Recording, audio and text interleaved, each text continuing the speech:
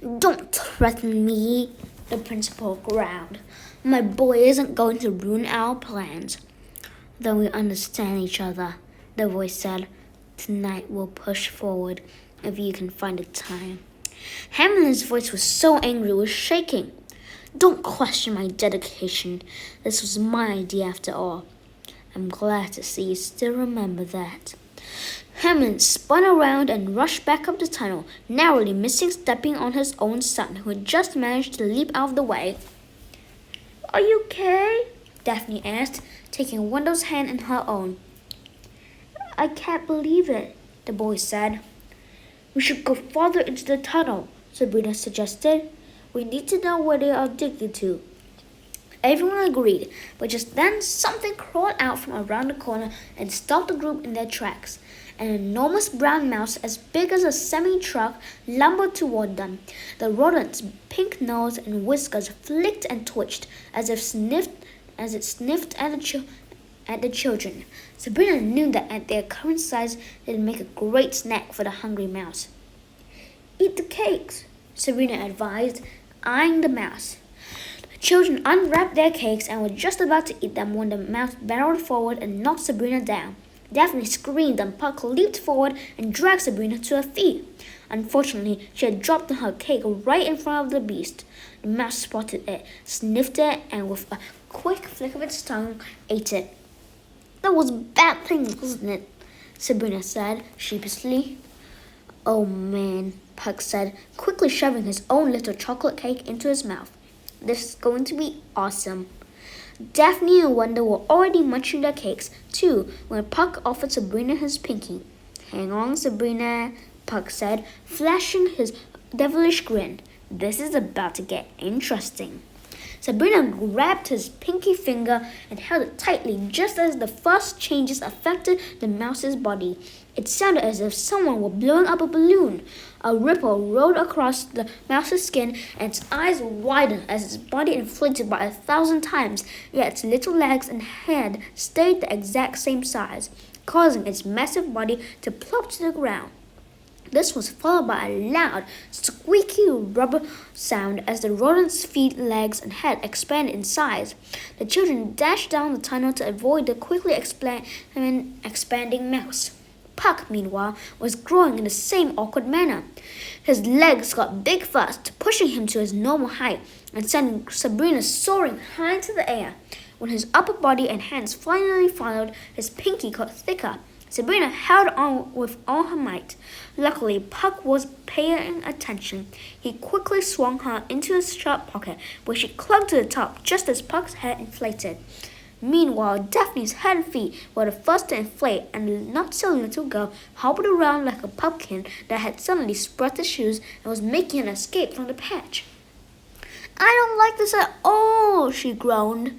No sooner had she complained than her legs sprouted up like over-eager cornstalks, followed by her upper body and lastly her neck. Wendell experienced the same kind of disturbing growth. It's all good, the runny-nosed detective announced, checking for all 10 fingers. But what he didn't see was that it wasn't all good. The mouse was also getting bigger and bigger until it was nearly as wide as the tunnel, and it seemed very, very angry. Puck grabbed Daphne and Daphne grabbed Wendell, and they all rushed down the tunnel and up the stairs.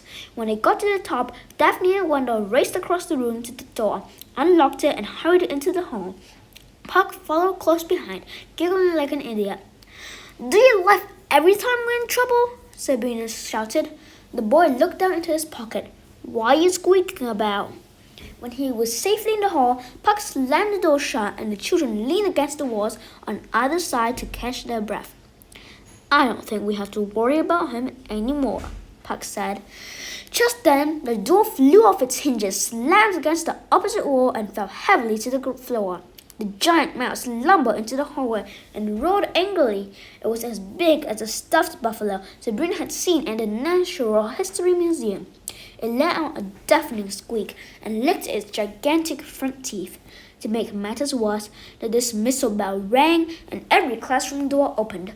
The hallway was immediately flooded with a sea of noisy children, eager to get to their next class. The mouse stomped hard, creating a chasm in the shiny floor, and all conversation ended abruptly.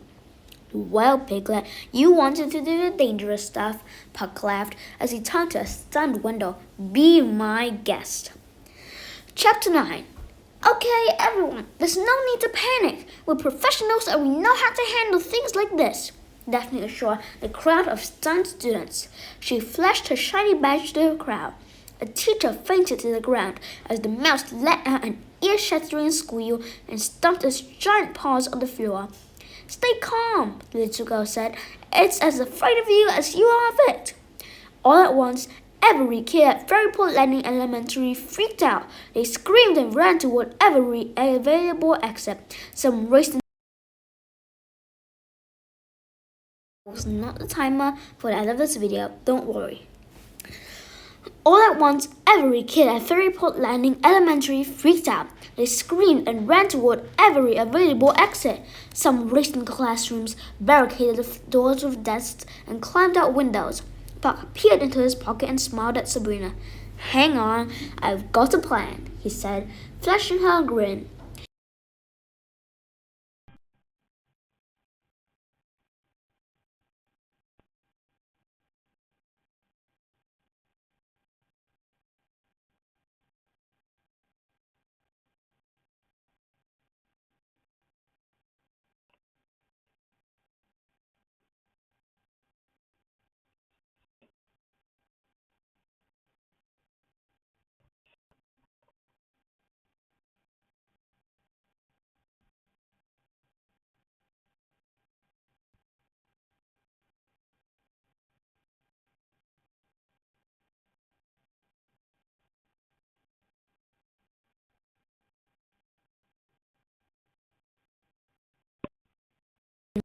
Ideas where that one came from.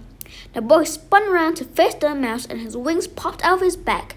Flapping strongly, he soared over the house. The mouse spun around and landed on